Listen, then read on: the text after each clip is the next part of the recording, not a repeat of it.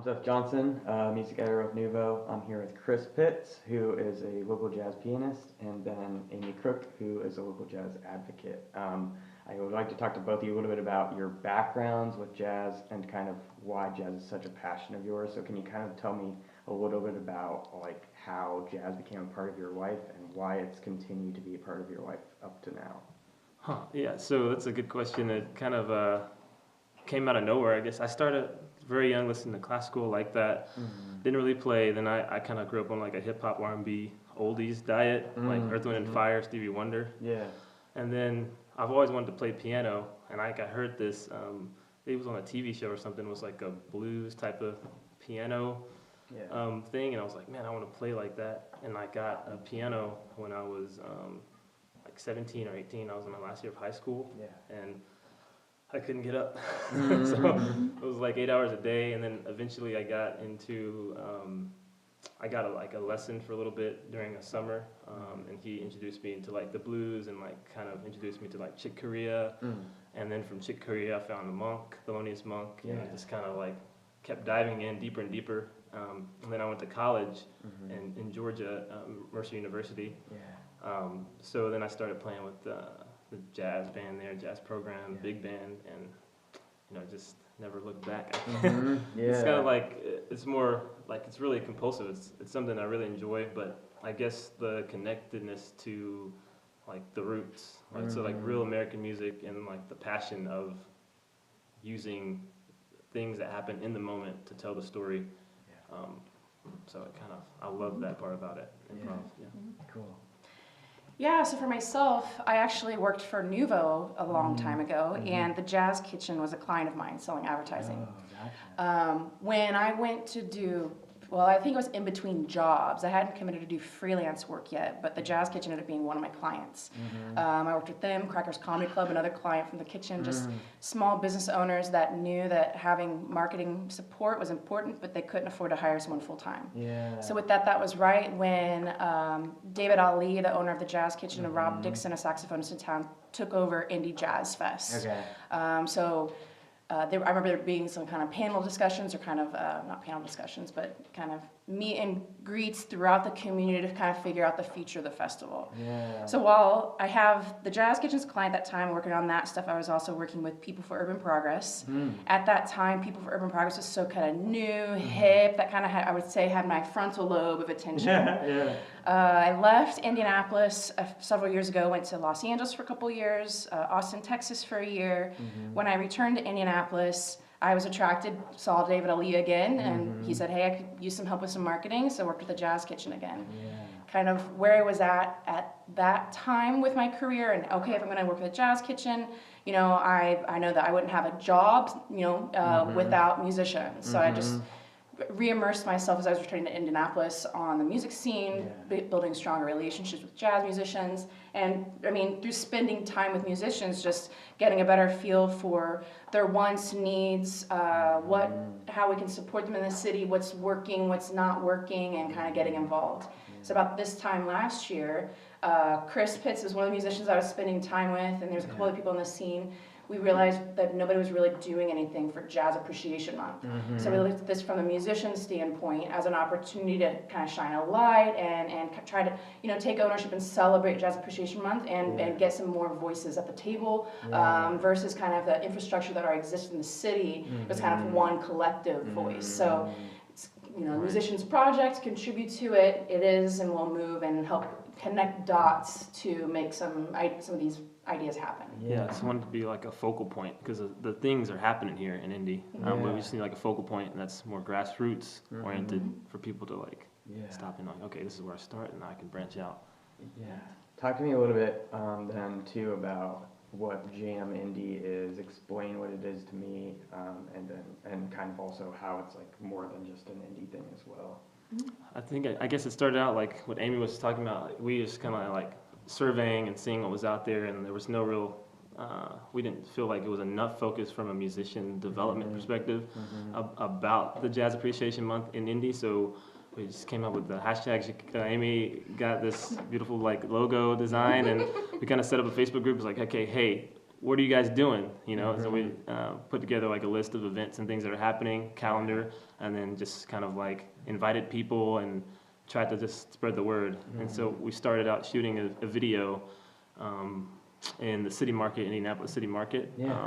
And so that was with our friend Akash Robert Krishnandan. And we kind of just asked people, so what is jazz? You know, and like people gave their candid remarks in the city, and we kind of edited the footage, and I was like the promo was like, hey, Jazz Appreciation Month is here, and it's something that everybody can participate in. So like the events we like to celebrate too. There's all ages events at the library, or you know, music venues that are all ages. You know, that you can kind of bring the kids to. So kind of addressing some of those things. And I think when I was kind of like diving into the jazz space in Indianapolis, jazz is such a small genre when you're looking at music as a whole. But as I was getting to know people in the city, I didn't realize how many different pockets of the jazz community there were. There's different like elements and subgenres of jazz, and so you know, thought, hey, and we're still working to this day to invite more people from all these communities through. You know, folks from Indiana Avenue, you know, participating in, you know, this celebration. Folks that are, you know, kind of visiting Indiana through our music schools, get them involved, give them a reason to you know, learn Indianapolis' history and maybe stay here, contribute, or at least swing through and support the scene as they grow through their careers. I guess before we dive into kind of Indianapolis jazz history, I also would like, just for someone who doesn't really know that much about local jazz, can you kind of speak to how much jazz is there in Indy right now, and how can people find it? I'd say there's a fair amount. I think you can get connected with the music scene any day of the week now. You know, we can like highlight the specific, you know, what musicians would call like the hangs, or like the jam sessions, where like, you know, you really kind of work up your chops and like develop rapport with other musicians in the city. But what do you want to get into specifics? You want like specific days of the week? I can tell you my favorite. Favorite places or favorite.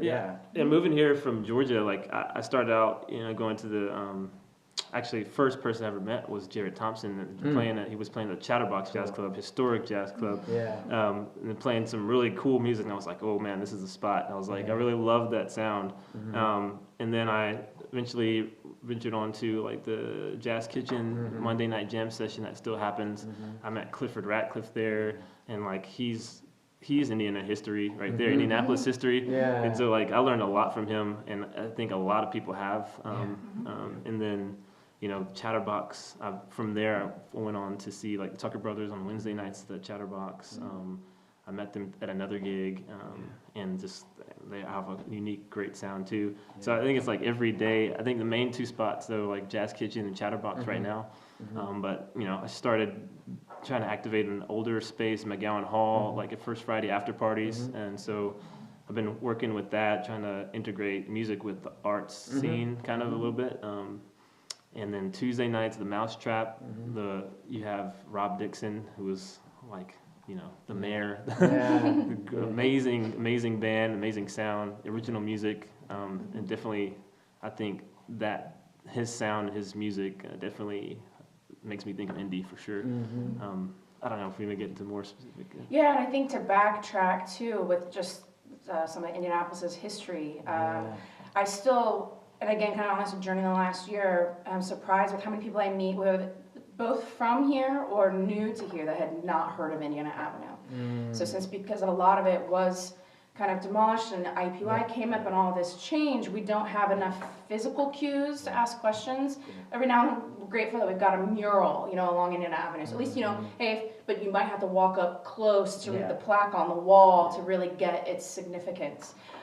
So Indiana Avenue was, you know, one of the music capitals of the nation back in the 30s through the 60s.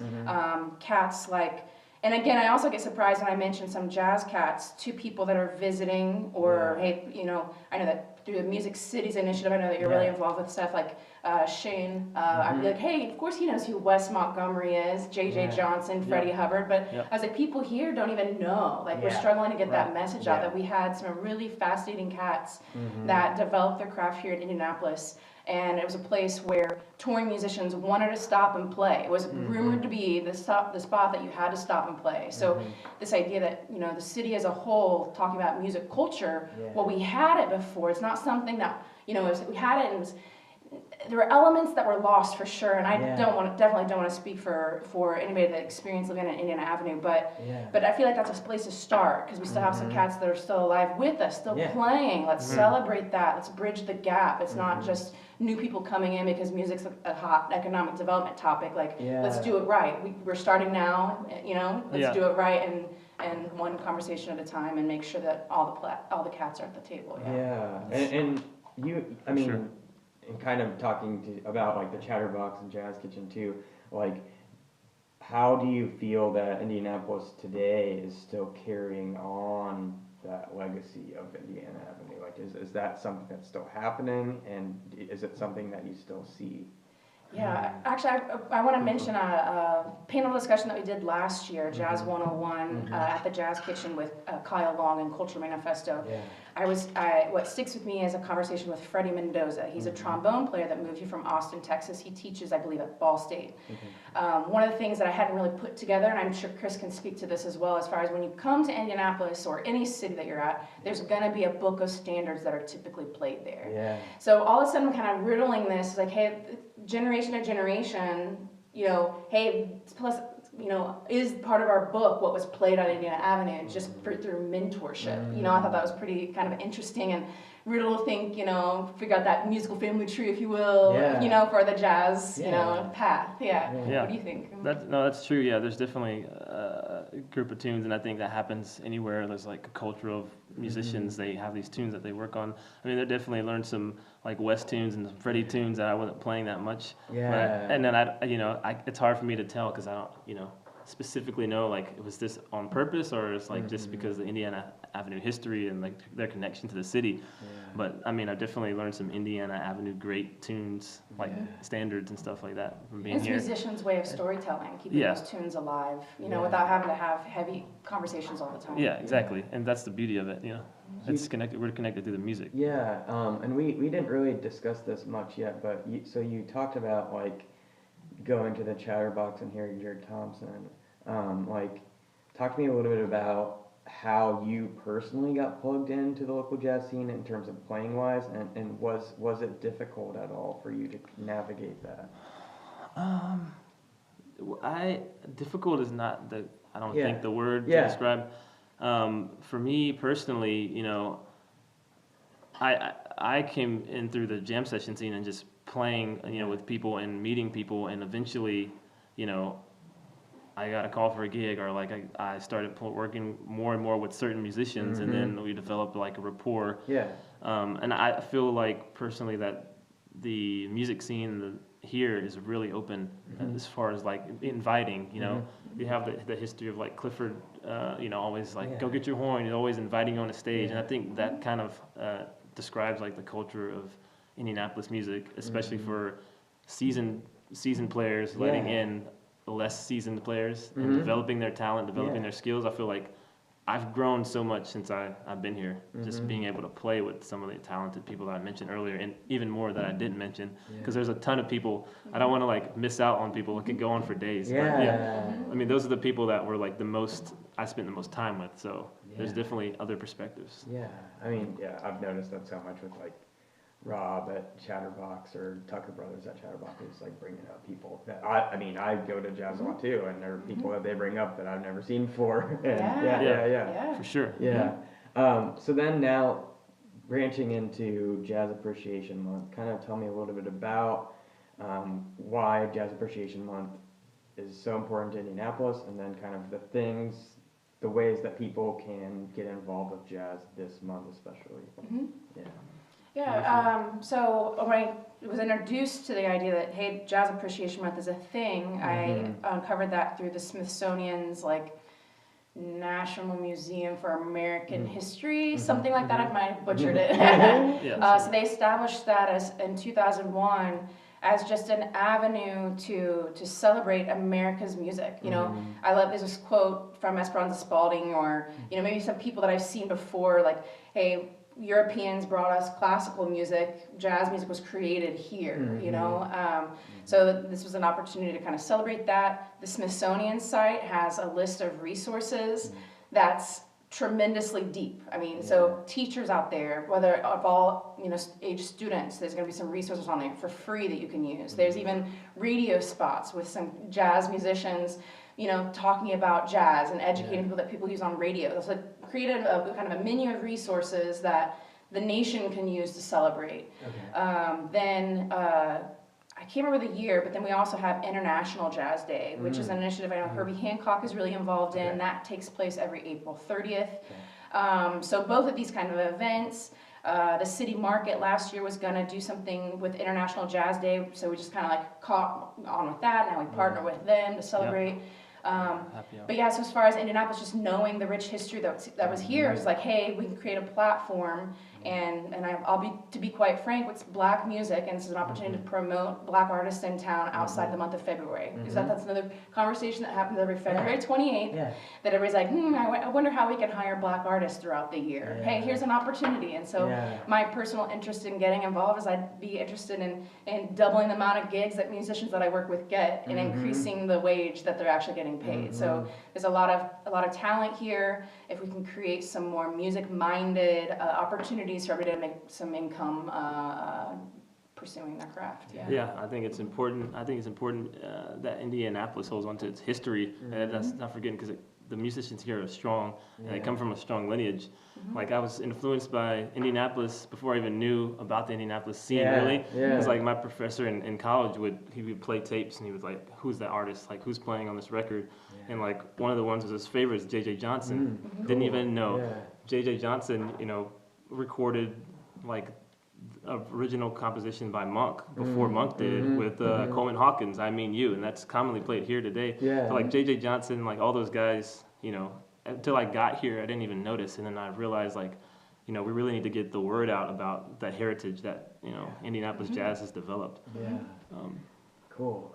Do you have just kind of to run through things that people can go to this month? Maybe talk to me a little bit about like a couple that you personally are excited about, maybe? And I think that this will air after an event this week. But working with the City Market, they do Art at the Market on First Fridays, and they started a Legacy Makers series. So they've chosen Indianapolis Jazz to bookend the month of Jazz Appreciation Month. So what will be passed, I believe, when listeners are listening, you know, we have people like Vicki Daniel, who was had sung and grew up along Indiana Avenue, moderating conversations with Steve Weekly, a jazz guitarist.